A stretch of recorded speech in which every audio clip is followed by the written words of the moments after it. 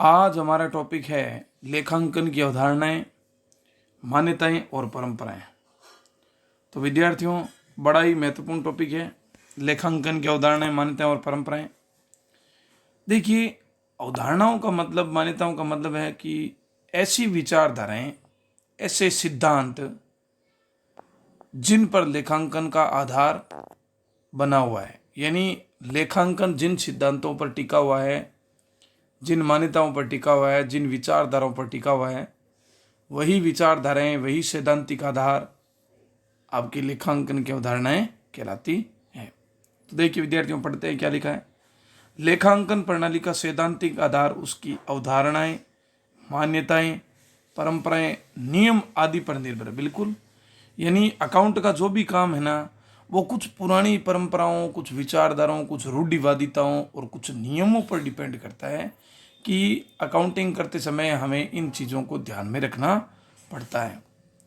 आगे है, अन्य शब्दों में लेखांकन के सिद्धांतों में वो सारी बातें शामिल है जो सैद्धांतिक आधार को समझे बिना किसी भी विषय के बारे में ठीक प्रकार से जानकारी प्राप्त नहीं कर सकते। यानी कहने का मतलब यह है कि अगर आप इन सिद्धांतों को जब अध्ययन नहीं करेंगे तब तक आप अकाउंटिंग का कार्य नहीं कर सकते, तब तक आप अकाउंट की जानकारी, लेखांकन के सिद्धांतों की जानकारी नहीं प्राप्त कर सकते किसी भी विषय पर।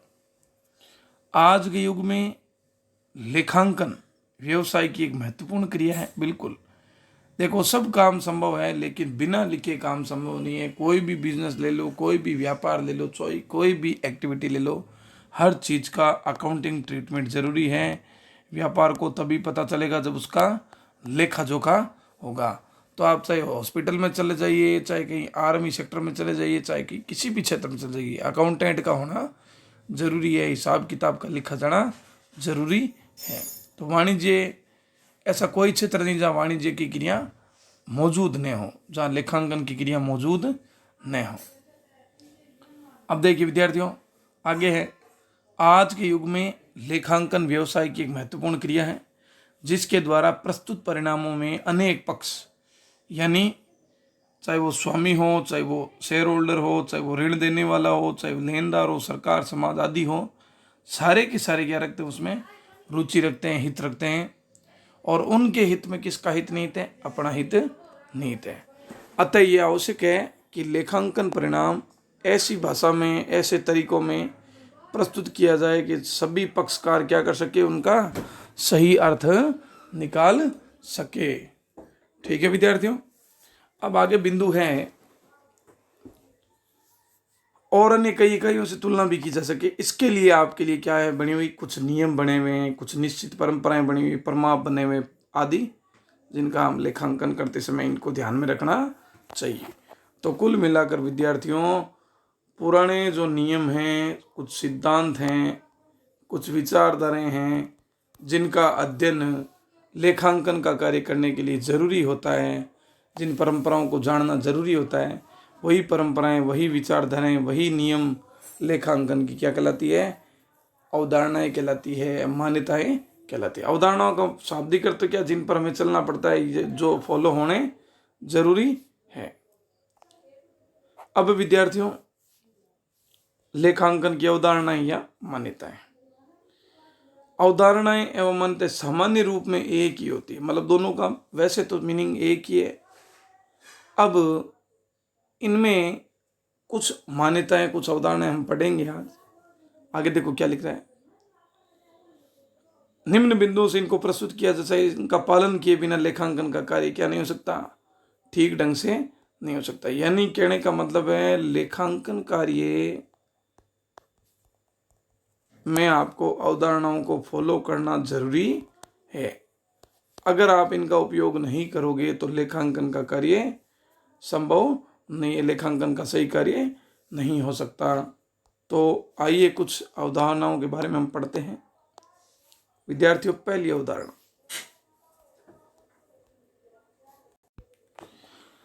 अवधारणा, विद्यार्थियों, अस्तित्व की अवधारणा, व्यवसायिक इकाई की अवधारणा। देखिए, जो ये अवधारणा लिखी हुई है आपके सामने, इसका दूसरा नाम क्या है? अस्तित्व ओब्लिक सत्ता की अवधारणा। कहने का मतलब है विद्यार्थियों कि बिजनेस की एंटिटी की अवधारणा क्या बताती है आपको। इस अवधारणा में एक खास बात आएगी कि जो मालिक होता है, कौन मालिक, उसके जो भी पैसे लगाए जाते हैं उसे हम क्या बोलते हैं, पूंजी। ये मालिक जब अपने घर के काम के लिए कोई धंधा से निकालता है तो क्या होता है, उसको आर। तो ये कहता है कि मालिक और व्यवसायी दोनों अलग अलग माने जाते हैं। व्यवसायी वो होता है जो व्यापार करता है, और स्वामी वो होता है जो केवल पूंजी लगाता है। तो स्वामी के खर्चे और व्यवसाय के खर्चे दोनों का अलग अलग अस्तित्व होता है, दोनों का लेखा अलग अलग होता है। स्वामी के खर्चे अपने निजी खर्चे हैं और व्यवसाय के खर्चे व्यापार के खर्चे माने जाते हैं, जिनका लेखा व्यापार में लेखांकन कार्य में किया जाता है। तो विद्यार्थियों ये कहती है कि स्वामी और व्यवसाय का अस्तित्व अलग अलग है, दोनों की एंटिटी अलग अलग है, दोनों के लेखे अलग जोखे रखने चाहिए। क्योंकि अगर व्यापारी के साथ स्वामी के लेखे रख दिए जाएं तो व्यापार की स्थिति का सही आंकलन करना असंभव हो जाएगा। उसमें उसके खर्चे और उसकी इनकम भी क्या हो जाएगी, मिक्स हो जाएगी। तो व्यवसायिक अवधारणा जो ये सिद्धांत, ये अवधारणा क्या बताती है, पुराना नियम क्या बताता है कि व्यवसाय और व्यवसाय के स्वामी दोनों अलग अलग होते हैं। व्यवसायिक संगठन का चाहे कोई भी प्रारूप हो, यानी कहने का मतलब चाहे वो साझेदारी हो, चाहे वो एकल व्यापार हो, चाहे वो कंपनी हो, जिसमें स्वामी और व्यापार दोनों को, व्यापारी को दोनों को क्या माना जाता है, अलग माना जाता है। अब आगे देखिए, इसलिए व्यवसाय द्वारा प्रदान की गई पूंजी क्या मान जाती है, व्यापार का दायित्व मान जाते हैं। तो विद्यार्थी इसका मतलब क्या होता है, देखो दायित्व का मतलब है व्यापारी को जिस चीज का भुगतान करना है। दायित्व का मतलब व्यापार द्वारा भुगतान। तो एक बात बताइए, मालिक अपने घर से सबसे पहले जब पैसे लगाता है उसको क्या बोलते हैं, पूंजी। ये पूंजी मान लीजिए 5 लाख रुपए व्यापार में लगा दिए, अब वो व्यापारी बन गया। तो व्यापारी के दिमाग में तो यही है ना कि 5 लाख रुपए मैं घर से लेके आया हूँ, मुझे घर वालों को चुकाना है। तो पूंजी व्यापार का क्या मानी जाती है, दायित्व मानी जाती है। यानी ये पैसे व्यापार आपसे मांगता है कि एक टाइम बाद इन पैसों का भुगतान करना है। तो स्वामी ने जो भी पूंजी लगाई जाती है वो व्यापार का क्या मानी जाती है, दायित्व मानी जाती है। यानी व्यापार को एक न एक दिन इस पूंजी का भुगतान करना पड़ेगा। ये दायित्व किस अवधारणा के तहत माना जाता है, अस्तित्व की अवधारणा, व्यवसायिक इकाई की अवधारणा या सत्ता की अवधारणा के तहत ही स्वामी और व्यापारी का दायित्व क्या माना जाता है, अस्तित्व क्या माना जाता है, अलग अलग माना जाता है। अब देखो, जब भी स्वामी को एक लेनदार के रूप में माना जाता है, यानी स्वामी पैसे लेने वाला है, जब भी व्यापार बंद होगा व्यापारी की पूंजी व्यवसायी इकाई द्वारा क्या कर दी जाती है, लौटा दी जाती है। यानी जैसे ही बिजनेस बंद होता है तो मालिक ने जो पैसे लगाए थे व्यापार में, वो पैसे मालिक यानी स्वयं होता है, हालांकि मालिक, तो उसको लौटा दिए जाते हैं। ये इकाई अवधारणा व्यापार और ये अपने स्वामी को क्या करती है, अलग अलग करने का काम करती है। और इसी के लिए क्या होते हैं, उसके जो व्यक्तिगत खर्चे होते हैं, यानी जिसे हम ड्राइंग्स कहते हैं, पर्सनल खर्चे, आहरण, उनका लेखा व्यापारी की पुस्तकों से अलग होता है, पूंजी में से घटाकर दिखाया जाता है। और घर के जो लेन देन होते हैं, निजी लेन देन, उनका लेखा व्यापार की पुस्तकों में नहीं किया जाता। तो विद्यार्थियों, कहने का मतलब यही है कि व्यवसायिक जो इकाई की अवधारणा है, उस अवधारणा में मुख्यतः आपको एक ही बात ध्यान रखना, जो भी स्वामी हैं और फिर जो व्यापारी बनता है, हालांकि दोनों व्यक्ति एक ही होते हैं। मैं मान लो पहले घर से पैसे लगा के मालिक बनता हूँ, दुकान में व्यापार करता हूँ तो व्यापारी बनता हूँ। तो जो मैंने घर से पैसे लगाए हैं ना, उसका लेखा अलग होगा, उसका पेमेंट एक न एक दिन व्यापारी को करना पड़ेगा, जब भी, चाहे वो व्यापार बंद हो, चाहे उसको बेचा जा रहा हो, किसी भी सूरत में। अब जब मालिक व्यापारी बन जाता है तो उसके जो भी खर्चे होते हैं, निजी खर्चे, उनका लेखा इन व्यापार की पुस्तकों में नहीं होता। इन पुस्तकों में केवल वही लेन देन लिखे जाते हैं जो व्यापार से रिलेटेड हो। क्योंकि अगर व्यापार से रिलेटेड लेन देनों का लेखा नहीं होगा तो व्यापारी के सही लाभ आने की गणना संभव नहीं। तो अस्तित्व की अवधारणा विद्यार्थियों इतना ही। अब जो हमारी सेकंड अवधारणा है, मुद्रा मापन की अवधारणा, जिसके बारे में हम पहले लेसन से ही जिक्र कर रहे हैं। अब विद्यार्थियों, दूसरी जो अवधारणा है अपनी, मुद्रा मापन की अवधारणा। मुद्रा मापन की अवधारणा का मतलब क्या होता है विद्यार्थियों? देखिए, मैंने आपको व्यवसाय का जब चैप्टर पढ़ाया था, लेखांकन का जब चैप्टर पढ़ाया था, मैंने कहा था उन्हीं लेन देनों का देखा होता है जिन्हें हम मुद्रा में, धन संपत्ति में क्या कर सकें, माप सकें। यानी वित्तीय प्रकृति के जो लेन देन होते हैं, कौन से लेन देन? वित्तीय प्रकृति के, जिनमें धन संपदा हो, धन का भाव पाया जाए, तो हम उन्हीं लेन देनों में लेखा, उन्हीं लेन देनों का लेखा व्यापार में करते हैं। हम देखो, ऐसे तो व्यापार में बहुत सारी घटनाएं होती है, लेकिन हर घटना या लेन देन का लेखा व्यापार में नहीं किया जाता। लेन देन उन्हीं का लेखा करना है जो धन से संबंधित हो, मुद्रा से संबंधित हो, वित्त से संबंधित हो। देखिए विद्यार्थियों, मनी मेजरमेंट कॉन्सेप्ट, बिल्कुल पूरा लेखांकन इस अवधारणा पर चलता है। ऐसे लेन देनों का लेखा नहीं किया जाता जिसे आप धनराशि में व्यक्त नहीं कर सकते। देखिए, मुद्रा मापन के अनुसार केवल वही लेन देन या घटनाएं व्यापार की पुस्तकों में दर्ज की जाएगी जिन्हें आप मुद्रा में व्यक्त करना संभव हो। उदाहरण के लिए विद्यार्थियों, व्यापार के लिए 2 लाख का माल खरीदा, तो इस माल की एंट्री व्यापार में होगी क्योंकि इसे हम 2 लाख रुपए में व्यक्त कर रहे हैं। व्यापारी ने एक कर्मचारी नौकरी के लिए रखा, तो कर्मचारी को नौकरी पर रखा, तो इसमें कोई वित्त का भाव नहीं है, तो इसका लेखा नहीं होगा। अगर इस कर्मचारी को क्या चुकाई जाए, 5,000 रुपये सैलरी चुकाई जाए, तो इस सैलरी में क्या है, धन संपदा है, तो इस सैलरी का क्या होगा, लेखा किया जाएगा।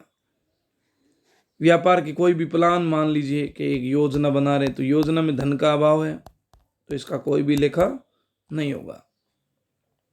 तो कहने का मतलब विद्यार्थियों यही है कि व्यापार के उन्हीं लेन देनों का लेखा करना है जिन्हें क्या मापा जा सके, मुद्रा में व्यक्त किया जा सके, जिन्हें रुपए में, धन संपदा में, जिन्हें वित्त के रूप में मापा जा सके। जिस चीज़ की कैलकुलेशन रुपयों में हो रही है, वही कैलकुलेशन हम अकाउंटिंग के नज़रिए से लेखा करेंगे।